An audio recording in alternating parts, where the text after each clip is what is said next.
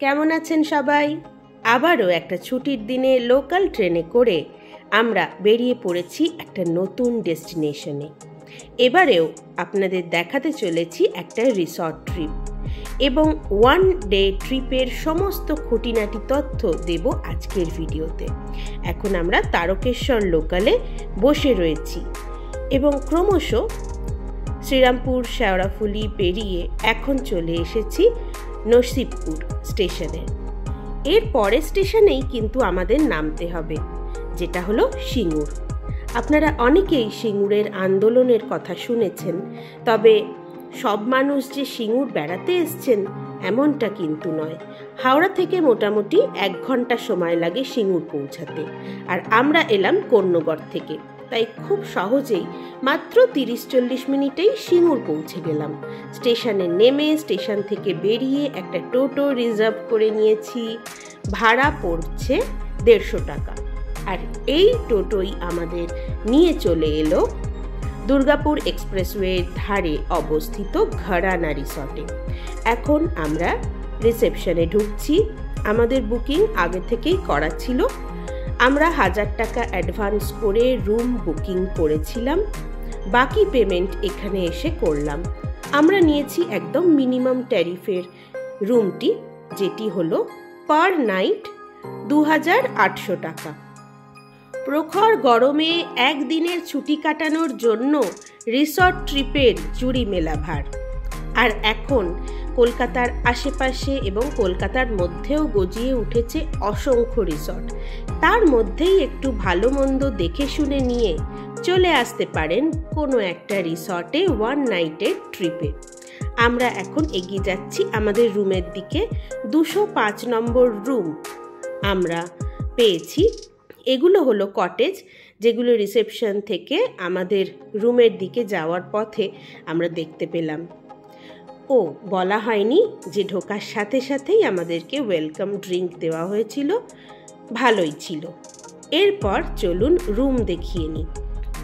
এই রুম হলো 2800 টাকা ট্যারিফ, যেটা ট্যাক্স ইনক্লুডেড। এই রুমগুলোর ভাড়া ওঠানামা করে।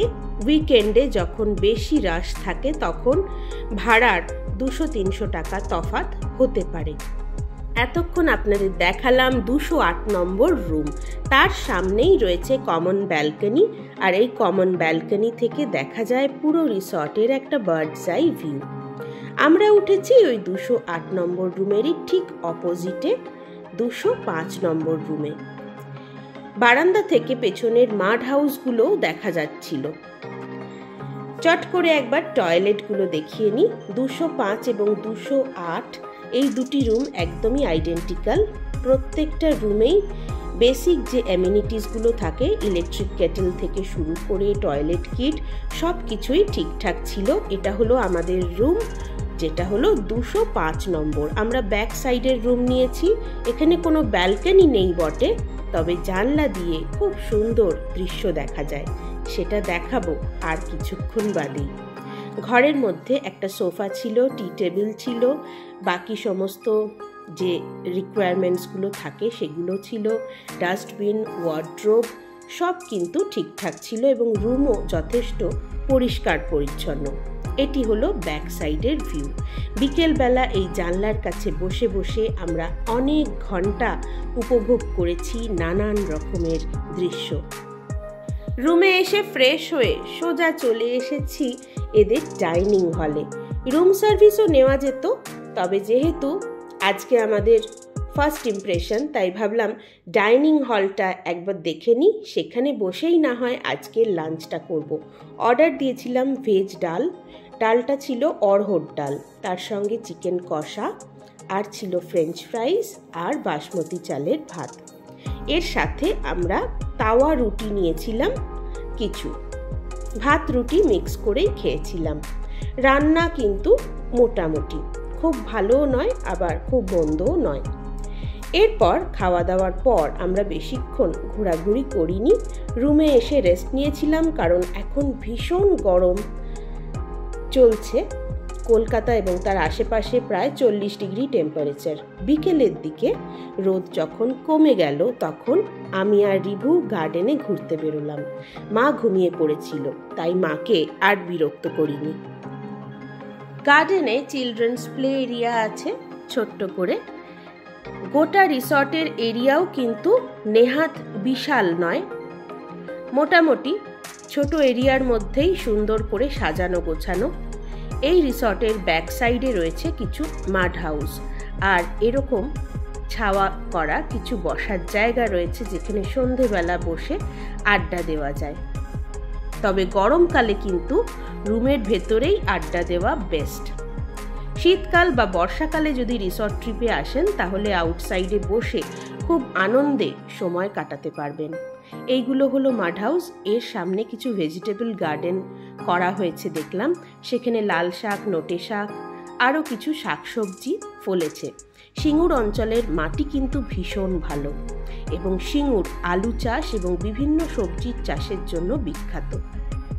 এই ব্যাক সাইডে দেখলাম মোটামুটি 6 থেকে 8টা মাড হাউস রয়েছে, আর এরকমই বসার জায়গা অনেকগুলো করা রয়েছে গোটা রিসর্টে।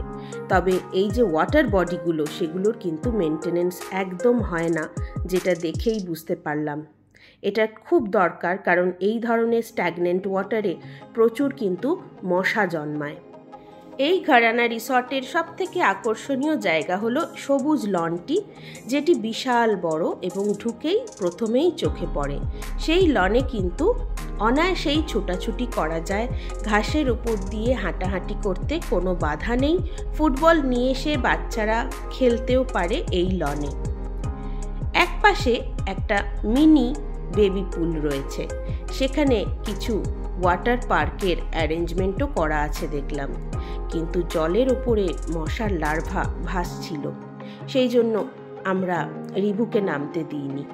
বিভিন্ন ধরনের রুম আছে এই গোটা রিসর্টে। আমরা যে রুমগুলোতে আছি সেগুলোই হচ্ছে বেসিক ডিলাক্স রুম, যেগুলো স্টার্টিং হচ্ছে 2800 টাকা থেকে।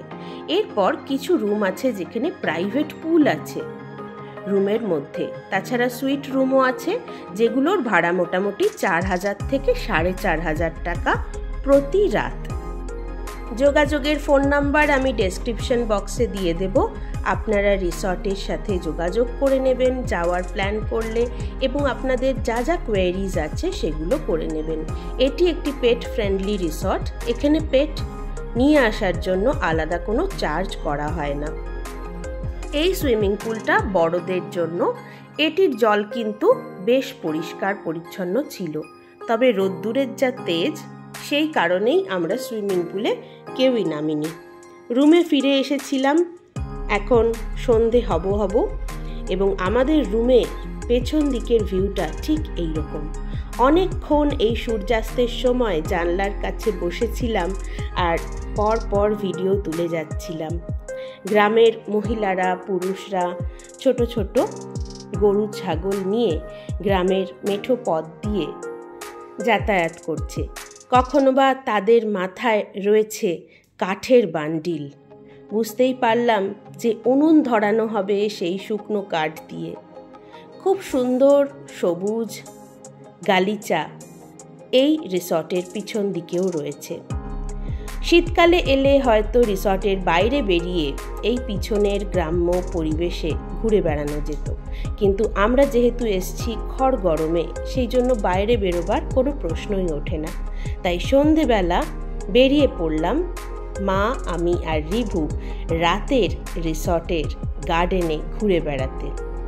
একটু হাঁটাহাঁটিও হবে, আর আলো দিয়ে সেজে উঠলে ঘরানা রিসর্টকে কেমন সুন্দর দেখতে লাগে সেটাও দেখা যাবে। এই বিল্ডিংটারই ফার্স্ট ফ্লোরে আমরা রয়েছি, যেটা সুইমিং পুলের একদম পাশে। বড়দের সুইমিং পুল কিন্তু যথেষ্ট পরিষ্কার পরিচ্ছন্ন ছিল, কিন্তু বেবিদের সুইমিং পুলটার কিন্তু মেনটেনেন্সের প্রয়োজন আছে। এটি হলো পিছনের সেই মাড হাউস, যেটা আলো থাকতে আপনাদেরকে দেখিয়েছিলাম। ওভারঅল অ্যাম্বিয়েন্স কিন্তু মন্দ না ঘরানা রিসর্টের, তবে বড় গাছপালার একটু অভাব আছে। যদিও রিসর্টটি নতুন, মাত্র 3 বছর হলো হয়েছে। তবে রিসর্ট কর্তৃপক্ষ বাউন্ডারি বরাবর কিছু যদি বড় গাছপালা লাগাতেন তাহলে একটু ছাওয়া হতো বা ক্যানোপি টাইপের পরিবেশ তৈরি করা যেত। আশেপাশে কোনো বড় গাছপালা ছিল না, সেই জন্য রোদ্দুরের তেজে একদম জ্বলে পুড়ে যাচ্ছিল গোটা ক্যাম্পাস। গরমকালে কিন্তু এটাই একটা অসুবিধা। যদিও আমাদের এসি কিন্তু খুব ভালো কাজ করেছে রুমের। রাতে ডিনার করতে আমরা আর বেরোলাম না, বাইরে ভীষণ গরম। সেই জন্য আমরা রুমেই অর্ডার দিয়ে নিয়েছিলাম পনির বাটার মশালা 1 প্লেট, ফ্রেঞ্চ ফ্রাইজ, তার সঙ্গে তন্দুরি রুটি আর তাওয়া রুটি। এখানে বলে রাখি, এরা কিন্তু তন্দুরি রুটি উইথ বাটার ভালো বানাতে পারেনি। অলমোস্ট একটা সাইড পুরো কাঁচাই ছিল আর একটা সাইড বেশি রোস্টেড, কিন্তু এরা তাওয়া রুটি খুব ভালো করেছিল। আমার মা আর ছেলে তাওয়া রুটি খেয়েছে, আর সঙ্গে ছিল গ্রিন স্যালাড। খুব সুন্দরভাবে ডিনার করে রাতে একটা দারুণ ঘুম দিয়ে সকালবেলা উঠে স্নান করে আমরা এখন রেডি হয়ে নিয়েছি। আমরা যাচ্ছি এখন কমপ্লিমেন্টারি ব্রেকফাস্ট নিতে ডাইনিং হলে। সেখানে গিয়েই আজকে আমরা রুমের সাথে যে কমপ্লিমেন্টারি ব্রেকফাস্ট রয়েছে সেটা নেব। আজকে ওদের মেনুতে ছিল পনির পরাঠা, তার সঙ্গে দই ছিল, ডিম সেদ্ধ আমরা বলে দিয়েছিলাম কারণ অমলেট আমরা খাই না ইউজুয়ালি বাইরে বেরোলে। তার সঙ্গে নিয়েছিলাম পোহা, যেটা চিড়ের পোলাও।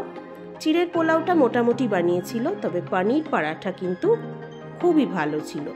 তার সঙ্গে আদা দেওয়া চা খেয়ে আমাদের জলখাবার কিন্তু জমে গেছিল। কেমন লাগলো আপনাদের আজকের ভিডিও অবশ্যই জানাবেন আমাকে কমেন্ট করে। আর যদি কোনো কোয়েরিজ থাকে আপনাদের এই ঘরানা রিসর্ট সম্বন্ধে, তার জন্য আমাকে প্রশ্ন করতে পারেন। এই রিভিউ কিন্তু জেনুইন রিভিউ, কোনো পেড প্রমোশন নয়। যারা আমার চ্যানেল ফলো করেন তারা জানেন, আর যারা এখনও অবধি ফলো করেননি সাবস্ক্রাইব করে যুক্ত হন আমার সাথে। আগামী দিনে আসতে চলেছে অসংখ্য সুন্দর সুন্দর ভিডিও।